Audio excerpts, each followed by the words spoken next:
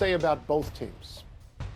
Well, I want to start with the Dolphins. This isn't the reason why Mike McDaniel should be on a seat that is increasing in temperature with every passing second. This game was one in which the Dolphins, of course, were not favored. It is actually a closer game than the score indicates, which is true. The reason the seat is hot is because he is 3-14 against teams with winning records. So it's the larger picture, Tony, that fits into a larger criticism. And for me, when it comes to the Bills, yeah, look, it's the Bills in the first 3 weeks of the season. They do this. They drop 30 points on your head. This is exactly what you expect out of Josh Allen and the Buffalo Bills. But McDaniel, to me, that's where the story is. Yeah, I totally agree with that. I mean, the interest in the game for me before the game started was, would Buffalo win by such a margin that the Dolphins were going to fire McDaniel? All right, so that was the intrigue. They did not fire him. I mean, the day is still going on, but the game was close.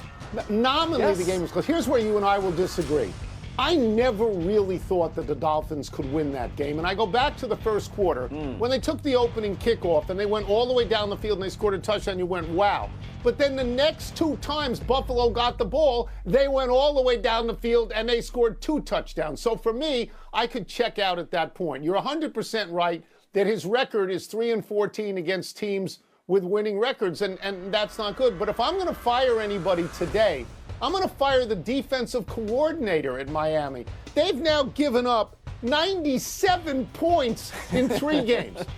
Buffalo was okay, just okay. They didn't have to be good because Miami isn't very good. The 3-14 record we've referenced already. Right. The coach at Buffalo is now 16-2 against Miami. Buffalo is now 11-0 in their last 11 division games in Buffalo.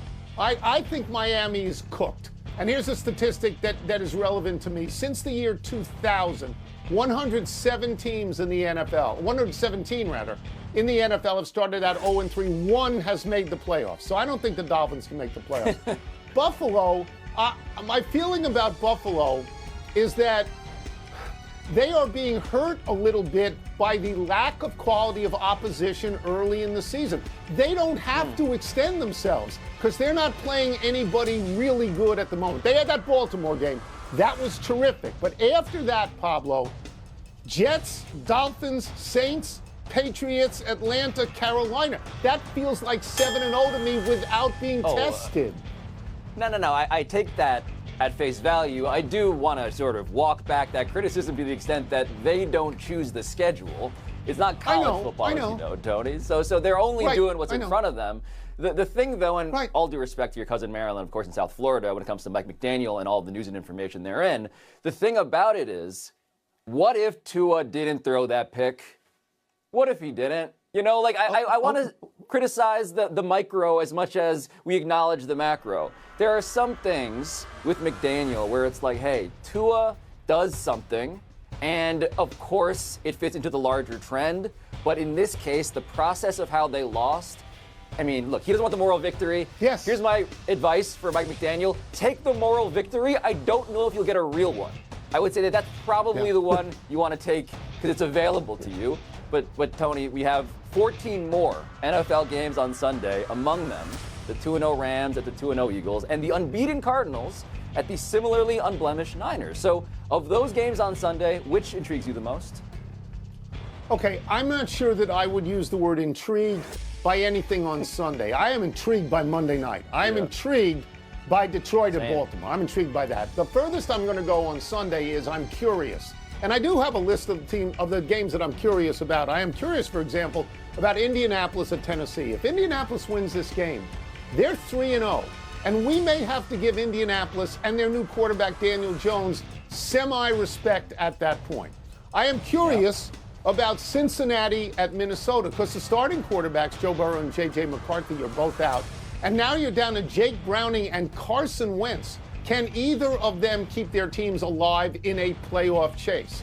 I am curious about Pittsburgh at New England. Is Pittsburgh's defense so awful that New England would actually be able to beat them? Because if that happens, Pittsburgh is out as a contender that we ever have to talk about. And I'm kind of sort of curious about Dallas at Chicago, only because it would gall Wilbon so much if the Cowboys were to beat the Bears. The one that I'm serious about, though, and you might laugh at this, is Kansas City at the Giants. What if the Giants won that game? I don't think that's possible. I think the Giants will devolve into a quarterback mess. I think Russell Wilson won't be as good as he was last week. I think we'll see Jackson Dart. But if they were to win, Kansas City would be 0-3, and we would be writing their obituary. We would. I'm trying to keep score at home as you go through your curiosities. I'm a man of curiosities. I got to tri-curious, quad-curious. You are penta-curious by the end. You have many interests. I was hoping for tri-curious personally.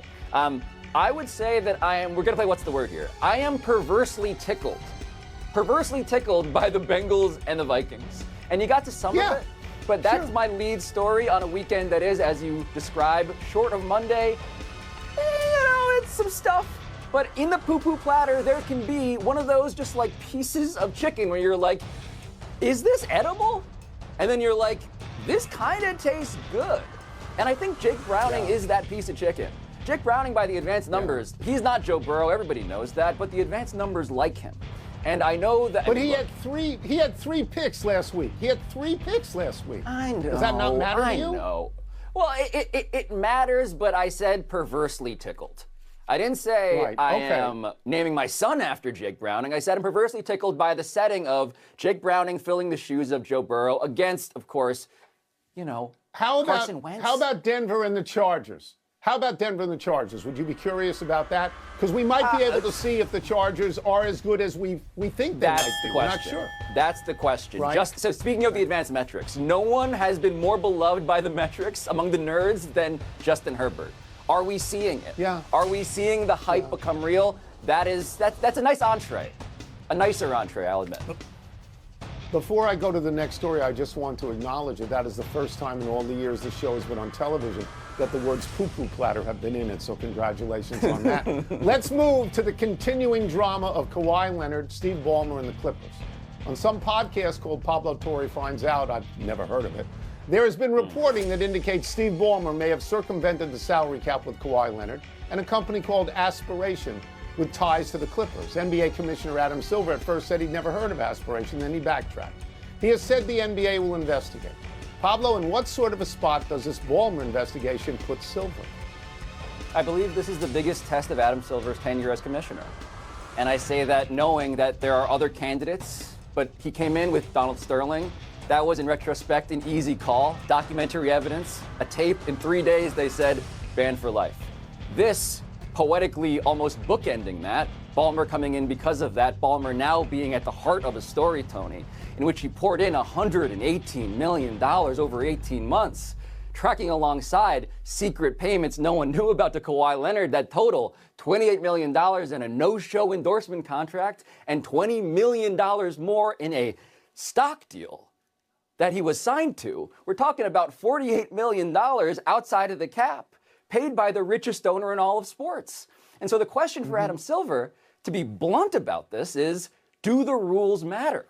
You're a steward of integrity. The inconsistency of commentary around what you knew, and in honor of Robert Redford this week, what did you know and when did you know it? That question applies to the commissioner in terms of how he himself has been presented, as well as the investigation, which has taken, for me, many sources and 3,000 pages of documents. So this is your story. I applaud that. I know very little about it. I know there are no-show jobs all over the world. But if